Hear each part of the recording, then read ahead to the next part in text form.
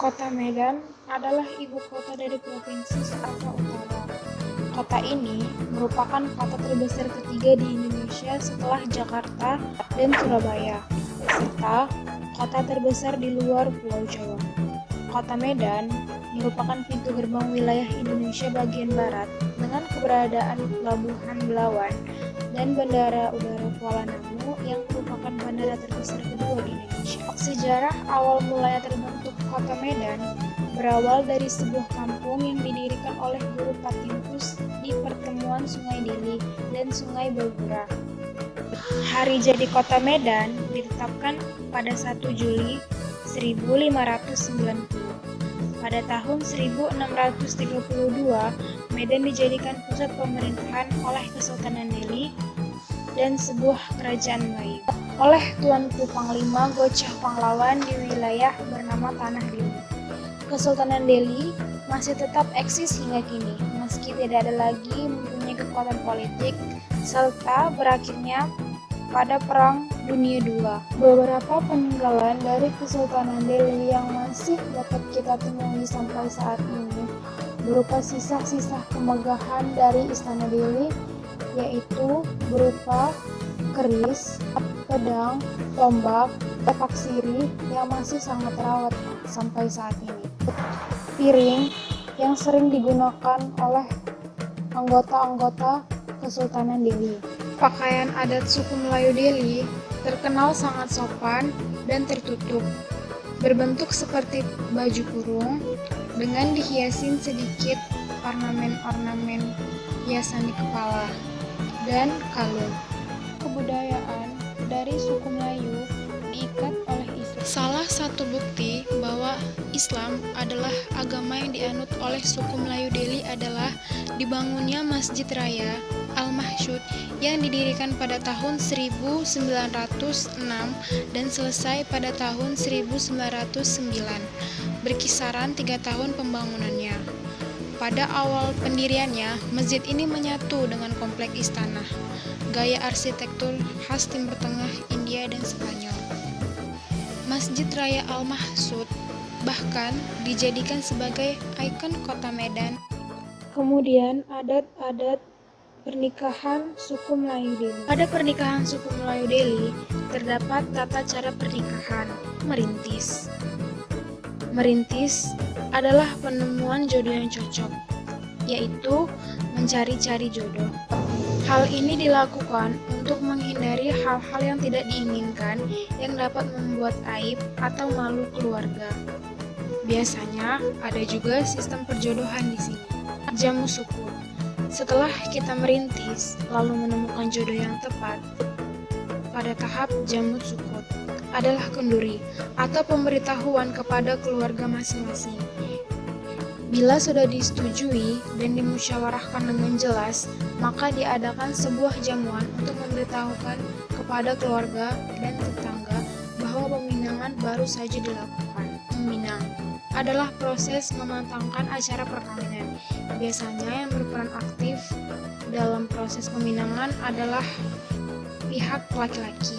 Kemudian ada juga naik emas ataupun naik belanja adalah bagian dari tata cara pernikahan adat Melayu di mana pihak laki-laki menyorongkan tepak sirih naik tanda serentak dengan cincin tanda pertunangan.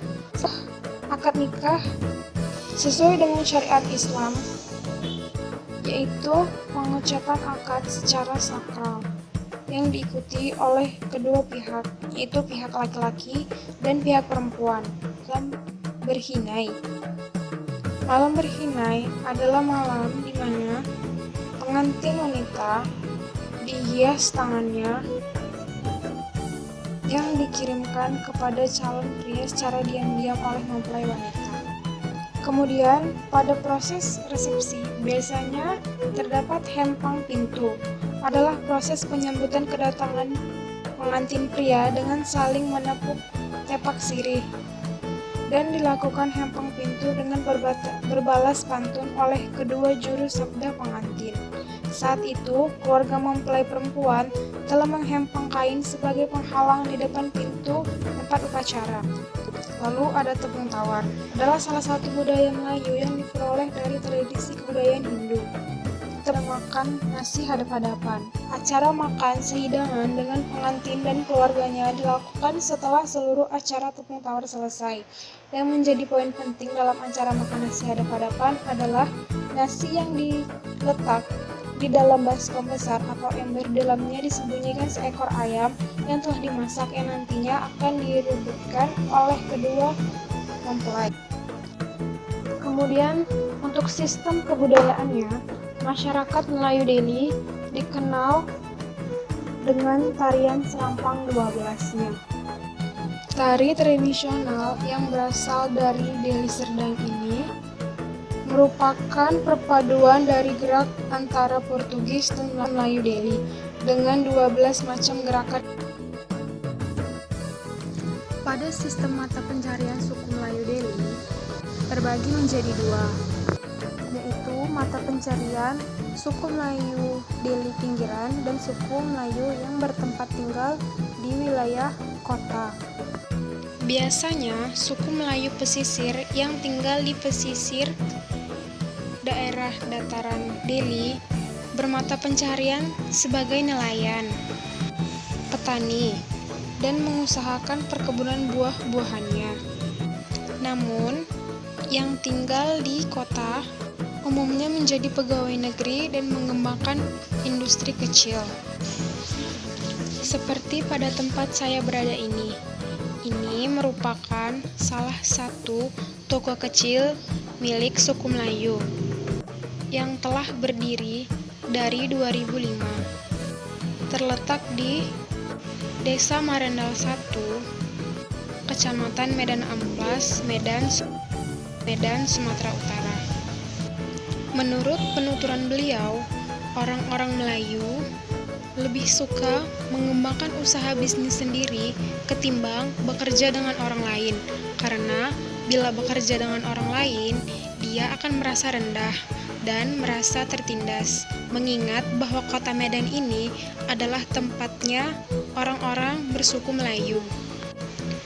Menurut sang pemilik, seharusnya orang-orang Melayu menjadi bos di tanahnya sendiri, tidak pantas jika bekerja dengan orang lain.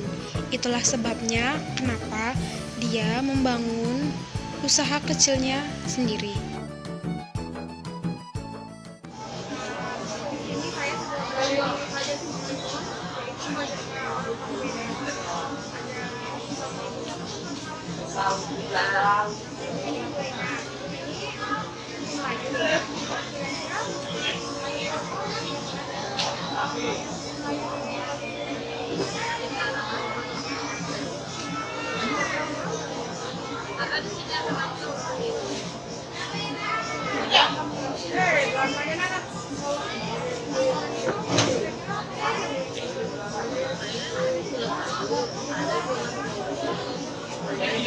Tahe